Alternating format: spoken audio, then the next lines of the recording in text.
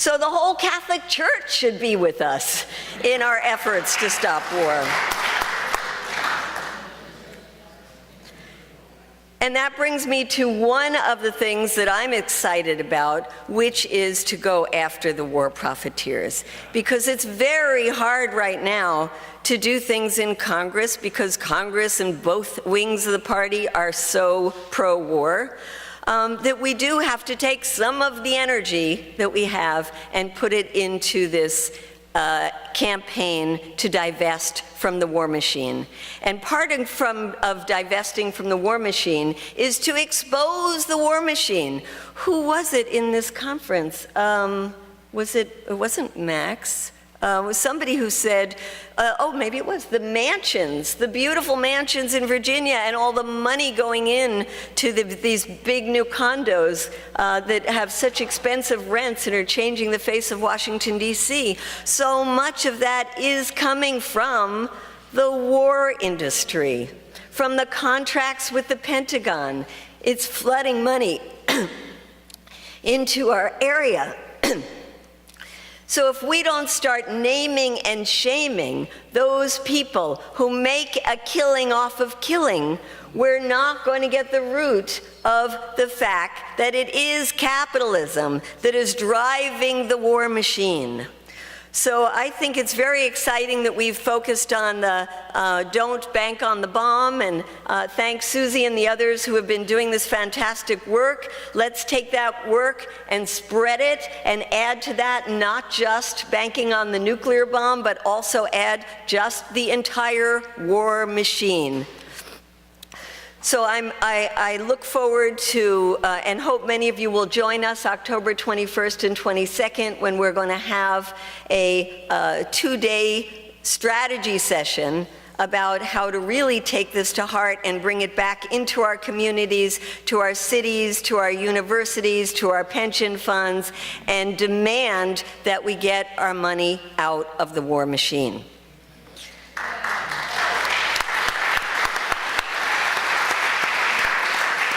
So a couple of other last points I want to say. One is that while I mentioned how difficult it is to do things in Congress, there is a lot we can do in Congress. And I think the little that we have of a peace movement, we are too divided. And we're divided by issues, some very important issues. Where do we stand on Syria, for example? We're also divided on strategy. Who wants to work inside the machine? Who wants to work inside the Democratic Party? Who wants to work outside the Democratic Party? Who wants to work on lobbying our Congress people? Who has given up on that and only wants to work on outside kinds of issues? I mean, those are all important questions to debate. But our tent has to be large enough to encompass people who have different opinions on those issues. Our tent has to be large enough that if you decide that you think you can bring change by working within the Democratic Party, you are embraced by an anti-war movement. If you think that you can't make change within the two war parties and that you are going to build the outside party to contest power from the outside, you must be embraced by everybody who wants to stop the war machine. If you are somebody who says, I will not waste my time trying to change my Congress people, I think we ought to give thanks for those people who still have the stomach to do the work inside of Congress. And then there are those of us who do go into Congress, but only go into Congress because we want to yell at those Congress critters and tell them how disgusted we are by them. We have to embrace all of those. And so our peace movement should be one that respects the different opinions people have on a number of issues, including the issue of is property damage violence or not. We have to just have a much larger tent than many people have been willing to construct so far. And as part of the larger tent, I think we have to look at why is it that young people aren't how difficult it is to get young people into our movement. And for this, I want to bring the question to one of the young people who's in this audience. Because, Mike, you are somebody who you could not say you don't have a lot to do. This guy is a medical student. Imagine how hard it is to be a medical student, and yet you see him at all of these different kinds of protests, and here he has been with us this weekend. So if you don't mind me putting you on the spot, I would like to, because we've lost our third panelist, maybe ask you to say, what is it that could help us get more people involved in this movement? And thank you for being a part of it and for what you are doing.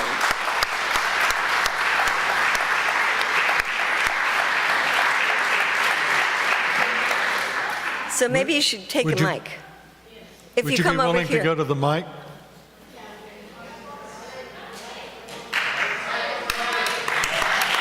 Mic to the mic.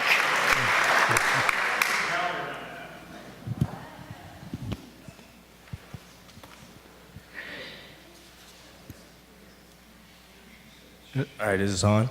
Yeah. Cool. So, how to get young people in this movement? So, difficult question, right? I think that there's some of the issues are that the way that our educational system is set up today, it keeps people like hyper focused on schoolwork, those types of things, or if you're not in school, just kind of making ends meet, right? So I think one of the things that this movement could do is actually going out to young people, in whether it's in schools or it's in local community organizations like DSA, for example. Like when I go to DSA meetings, especially the general body meetings, it's just huge. Democratic Socialists of America. Yeah, there's just huge amounts of young people there. So I think going out to schools is one thing. For example, at my medical school, we started an organization called we call Healthcare Revolution. And the idea behind it is, in medicine specifically, we don't really focus on the social and structural aspects that lead people to becoming sick. So we talk about things like militarism, environmental destruction, economic inequality, and those types of things. And people come out to our meetings all the time, but one of the things that they ask us most at those meetings is, they even said to me, I don't want to just talk about this anymore. What can we do? Like, I don't want to just come to meetings. Where can we go? What can we do? And part of our goal has been to, which we're just growing now, is to link up with organizations like Code Pink and other organizations that are on the ground at kind of doing some of this work to give students that opportunity that they're looking for. So I think that while our organization is one, there are organizations at schools all over who have students, especially in the era of Donald Trump, that are looking to get involved with stuff like this. I think we just need to go out to them. And then the other thing is, when going out to them, and I think the first speaker mentioned this a little bit, it's about so when I was at the People's Convergence, Charles, I don't remember his last name, but he mentioned this thing about radical empathy, and I mentioned it in our breakout group that we had. And I think one of the things is, people, I mean, you're thought conditioned in this society, right? And a lot of times, especially in our movement, if somebody doesn't have the exact same ideas as us, we might want to, it's almost like this debate thing that we get in with people, right? It's this, well, these are the facts and this is the information, so if you see, once you see this, we hope that you'll come over to our side. And that may have worked for some of us, but that's not gonna work for a lot of other people. And just because it doesn't work for them once we present the facts, maybe it'll work for some, I don't think that means that we should write people off either. I think that we're gonna have to be willing to meet people where they're at, whether it's somebody from a small white town who's economically oppressed by Trump's policies, or no matter where we are, we're gonna have to meet them where they're at and try to slowly bring them over to a movement to benefit our entire society. So that means not writing people off, but that means having conversations with them and seeing what drives their opinions and what drives them to view things the way they are, and then working with them to create a better society. And that's all I got.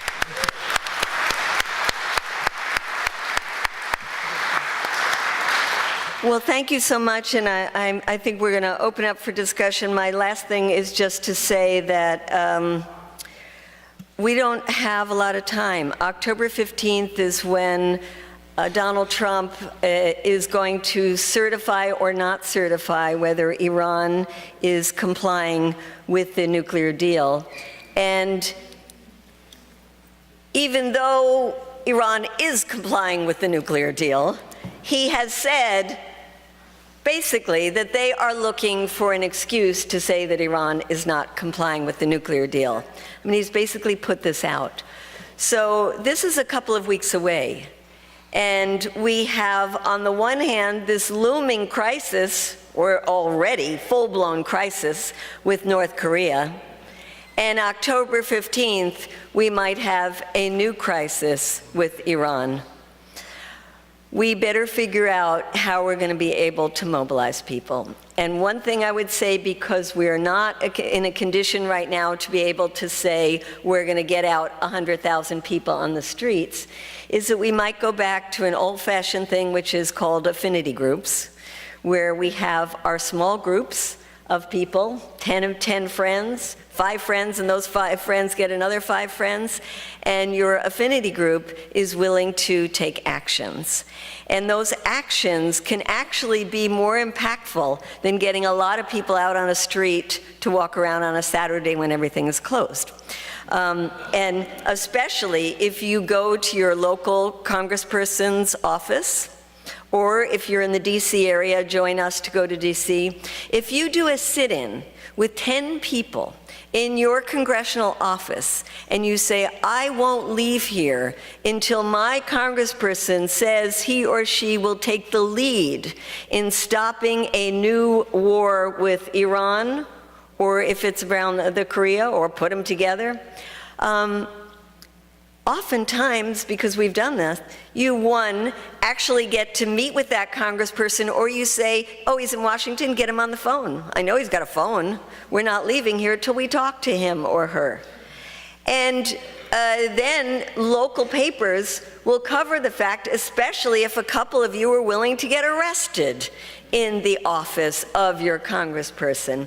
And that actually makes news, just like it does in Washington, D.C. If we had only 50 people, which we did once with when Hillary Clinton was a senator, we were about 50 people, Code Pink, and we went to her office, 50 people overflows the office. And we said, we're not leaving here till we talk to Hillary Clinton. Oh, she's too busy, she's not here, she's on the floor, we can't get to her. We said, okay, well, we're just gonna wait.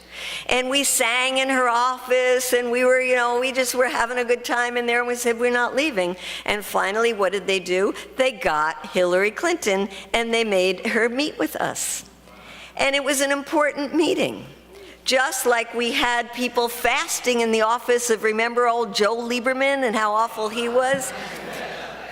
Until Joe Lieberman met with us. So it's not impossible to do something as 10 people that can actually force an effect. I'll give you one more example, which is Senator Warren, Elizabeth Warren. We love Elizabeth Warren on a lot of issues, right? She's not great on foreign policy issues. And when Israel was bombing the hell out of Gaza, she gave an explanation to her constituents in a meeting saying that Israel had the right to self-defense.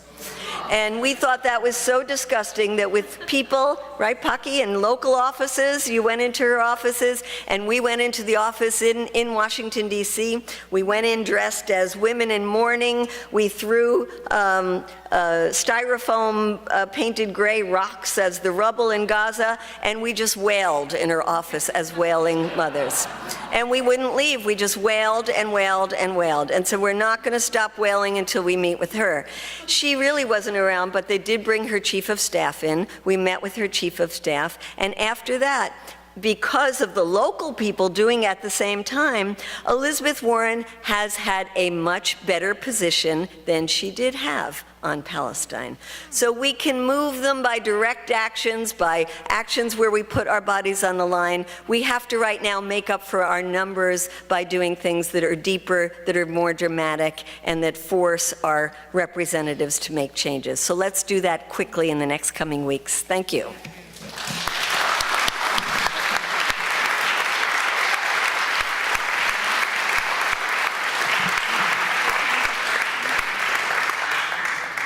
So we will open the microphones on either side for questions. Please state your name and also and where you're from, and then also keep them as brief as possible. Thank you.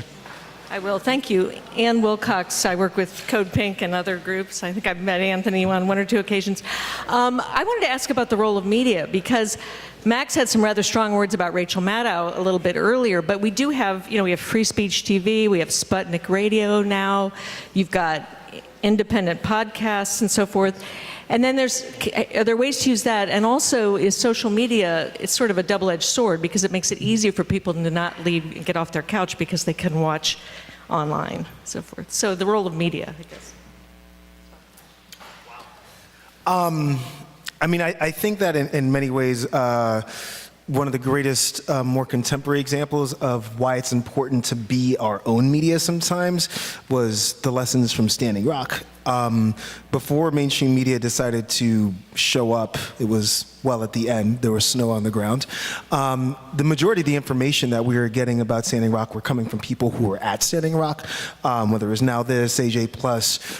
There are great people like, Josh Fox out there, and many, many others. So I think, especially as an African American, I don't have a very trusting relationship for media, because let's just take an example. Philando Castile was obviously murdered in his car. And then there was a white woman, I believe from New Zealand or Australia, who was also shot and killed by the police. And the stories couldn't have been different. Philando, the pictures they were showing of Philando, in jeans and a t-shirt and threatening and whatnot. And then this nice, pure white woman who was innocent and, could fly and defy gravity and, perform CPR on dogs and all that good stuff. I think it's more like what the role is of us to make sure that we're holding our media accountable. And one of the best organizations that I've seen do that is Color of Change, led by Rashad Robinson. When Fox News wasn't coming correct, Color of Change were like, we're not only going after you, we're also going after your sponsors, and some changes went down. So it's like Malcolm X said that, like, if you're not careful with the media, they'll have you feeling bad for the people who are actually doing the oppressing. Me, myself, I trust Amy Goodman, and that's about it. Really, right now, in terms of people who are televised, don't get stuck into this like myopia of like liberal versus like conservative. MSNBC is not our friends. They have done well to bleach the fuck out of their their morning news, right? Like Joanne Reed's on the weekends now. I don't even know what happened to Rev Al Sharpton. It's like he kept losing weight and then he's not even on the air anymore. Torrey is gone, and so I mean, also like go into the places where the people are actually being impacted by it. We can't wait until the shock events to get our news about the shock events. The people on the ground are the experts. They've always been the experts, and they're the best media that you're gonna get. Like give them a phone call. They're gonna give you awesome information.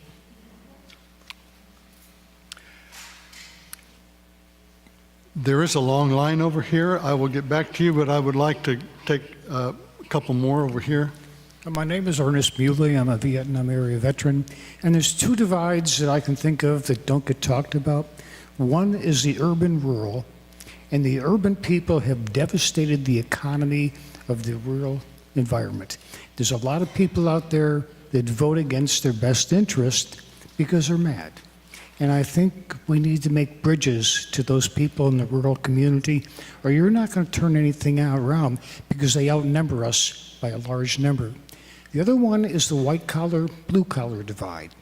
And I think people underestimate the intelligence and the commitment and the love of the people who work with their hands. And they may be mechanics, they may be electricians, they may be plumbers, but they care deeply about their children and they care deeply about their community. And until we got it out of our ivory towers and go down there and meet with them and talk with them, we're going to have a hard time turning this country around. And I thank you.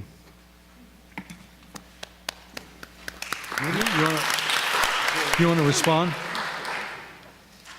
I would just say that, I mean, I would also add that there's a divide with everyone, with our care workers as well. Care workers who do low carbon to no carbon work. And we have to also, you know, to start talking about things like universal basic income and making sure that our care workers are taken care of. Yes, sir.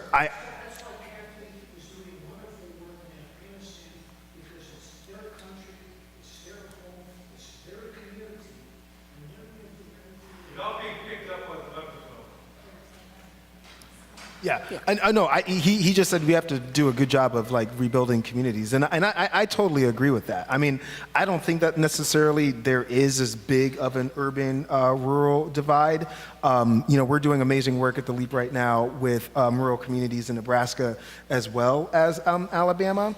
And, you know, it's not so much about like being, you know, outnumbered as well as it is being outflanked. I think it is in the sense of that like rural people are, like you said, voting against their best interests. There's been this divide that has quite frankly been engendered and manufactured, not by people, but by people and parties who would do well to have people, you know, separated from each other.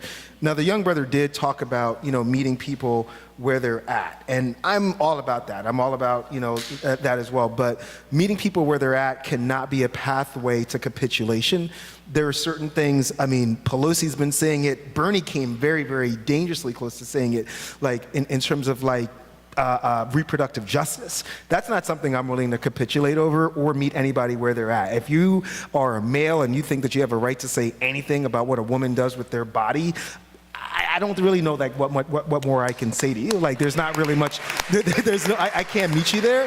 So, I mean, we also have to be careful of not falling into the Democratic myopia, the Democratic Party myopia, again and again and again, of this so-called neglected white working class voter. Like, I mean, that's bullshit.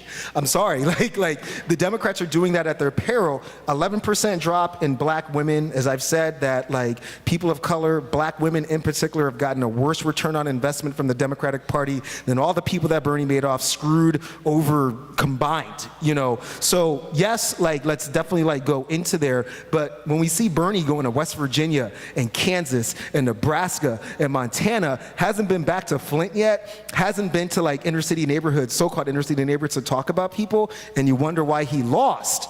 You know, you can't wonder why he lost. If Bernie Sanders would have won half the black vote in every state that he lost, he would have won the nomination. That's right. So let's like we do have to play identity politics. We do. Bernie plays identity politics. He said it himself. He said the Democratic Party doesn't represent white rural class voters anymore. And I was like, I don't know what country you're looking at. I love Bernie Sanders. I really, really do. But let's not turn it into a divide. Like one thing that we can do to create these pipelines between rural and urban communities, clean, you know, righteous pipelines, is with food. The issue of food. There are food deserts and people who are disconnected from the people who are making their food. That's something I think that we can all get into, and we can even exchange some, you know, recipes and stuff like that, and whatnot, and that would be a good thing. So I totally hear what you're saying. I agree with you, but like, let's also like, if we allow like the other side to build and metastasize this fake idea of a rural-urban divide, they're going to use it like to their advantage. They're going to keep gerrymandering districts, and we're going to have a harder time building this like mass coalition. Like, let's break down single-issue silos. I'm going to do one more from this side, and then we'll go to this side. All right, thanks. So I just want to point out what I see as a little bit of a cognitive dissonance in this conversation, which is the idea of a single issue silo and then the idea of a big enough tent. And I think that once you start to bring in other issues into the silo, it actually makes the tent smaller because you're working on a place that's intersection. You're working in a group like this where everybody has come out for immigration, everybody has come out for healthcare, but and people have no problem with the term anti-capitalist, but there's a lot of very much pro-capitalist people who are anti-war, who want to do something about the environment. There's people that disagree about the best way to serve people through healthcare who are very much anti-war, who want to do something about the environment. Like we have to do the difficult work of standing across from someone saying, hey, we want to end the war, we want to end imperialism together, but we disagree on almost everything else, and that's okay. We can talk about those things, and it'll be difficult, and maybe something good will come of it, but at the end of the day, we'll work on this issue together. So, thanks.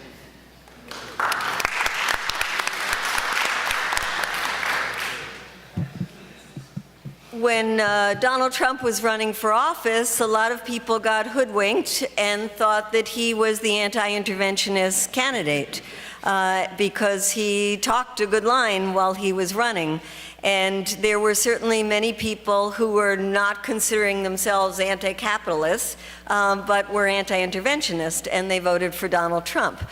There's many people who were and are still Ron Paul supporters, and maybe to a little bit lesser extent Rand Paul supporters, who were extremely anti-interventionist.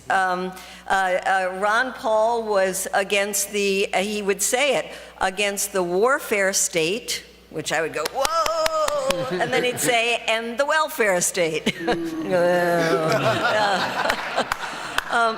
But when Ron Paul would, or Rand Paul would do something like a filibuster against war, we'd be the first one to run to the office with flowers and candy and say thank you. So I totally agree with you. We need to uplift the voices of anybody at this point who is saying, get us out of this war, get us out of that war, whatever it's for. But let's not be fooled by thinking that we're going to build a progressive movement with these people. We are going to work on, as you are saying, a single issue with them. But I think most of the people in this room want to build a larger movement that deals with a lot of these issues and recognizes the difference between working to end a further extension of U.S. involvement in Afghanistan versus building a pro-socialist, pro-green earth movement. Can I ask a favor? Can I give up my question to my kayaking friend, the African American with the baseball cap on? I'd like to hear what he has to say. Unfortunately, we weren't ever in conversation when we were kayaking. And then I'll ask my question. There might not be time. That's the only issue that... Yeah, come forward. Come forward. Yeah. Hi, how are you? My name's Martin Moulton. I'm a libertarian. I come with a message of peace from my party to all of you. We don't have to, I mean, I think the founders got it perfectly right, even though they didn't get everything right, when they said it's we the people all together that keep government in check. When we try to divide ourselves or get fooled by the media and their government officials who say you're this, you're that, you're red, you're black, you're Democrat, you're Republican, and don't focus on the issues that matter to our lives when they're taking our money and sending it overseas, then they win. And they win every single time.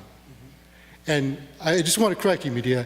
Ron Paul says welfare warfare state. Because the warfare state is reliant on taxpayer dollars completely.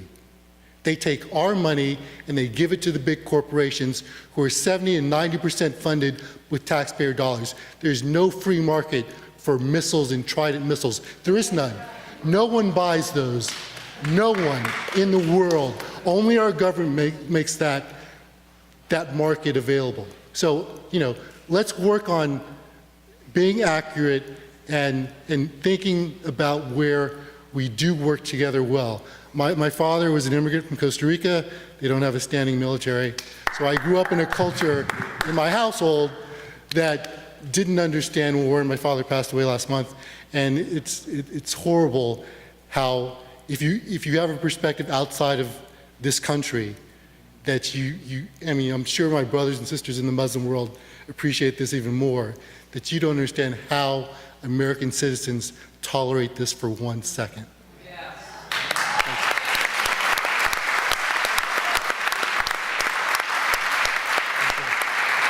I just wanted to just say, thank you so much for that. And this, I think one idea that we can come together on, right, is that, Great website. I hope everybody knows about it, called OpenSecrets.org, where you can really track and see who's getting money and how. Some things that we have to point out there that, because the sister was talking about, we thought that we had elected a pro-peace president in 2008. If you look at the last 10 years, from 1990, or more than, from 1990 to 2018, the Republicans have received the most amount of money from the defense industry, except for in 2 years, 2008 and 2010. So think about that for a second, which is very interesting. The other thing is there's a definite correlation between they call it in OpenSecrets.org the energy and natural resources industry, which is really a nice way of saying big oil. But the same amount of, it's almost like the equivalent amount of money that the defense industry gives and that these energy and natural resources, Chevrons, ExxonMobils, give also to politicians. So I'm saying that one thing that we can come together on is that we all probably agree, no matter what, how progressive, how radical, how neoliberal, well, I hope not too neoliberal, we are, that Citizens United is something that we can come together on, because that is what's funding the destruction of our planet right now, and the destruction of our country. So that is one single issue, I think, that is a big tent that we can come on, because we do have to follow the money. I promise you, sisters and brothers, as long as there is basically a legal system of bribery for lawmakers, everything that we want to do, with as much direct action as we should do more direct action, radical direct action, until we get rid of this system of legal bribery, we're not really going to be able to come together to do all these other things that we want to do. So that's one example of something that I think can bust down multiple single issue silos, is the fact that right now our government is bought. You know what I'm saying? And just one thing we could do in the meantime, as part of the Divest from the War Machine campaign, we talked to Barbara Lee, Congresswoman, as you know, the only one who didn't vote for the invasion of Afghanistan. And she said, why not ask Congress people to make a commitment that they will not take money from the war machine, and she would be the first one to say, well, she doesn't take it, but to do it publicly, then to invite other people to do the same, and we would push our Congress people to sign that pledge. Right on.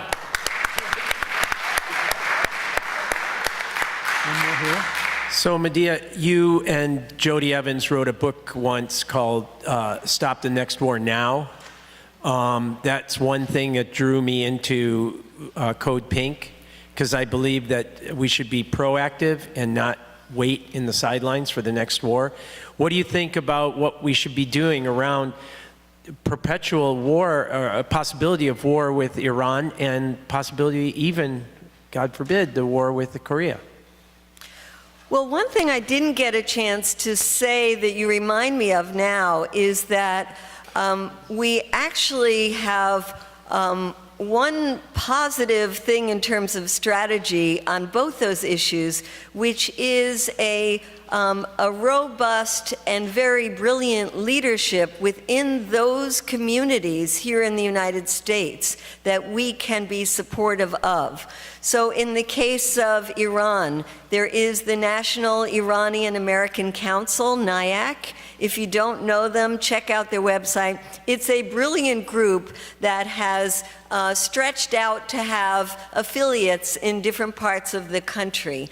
And they walk a fine line of being critical of the Iranian government on a number of issues, but being very, very, very critical of the US government and its relationship towards Iran. And they have strategists who are always right on, and also telling us the kinds of things we can do. So I always look to them. I just called them and said, why, we don't have much time. Let's get some of these Congress people and force them to come out on the streets with us. They never appear on the streets with us on the issues of war anymore. And they said, yes, we're working with them to do something this coming up week at Congress. And I said, it really has to be in front of the White House. And they said, great idea, we're going to talk.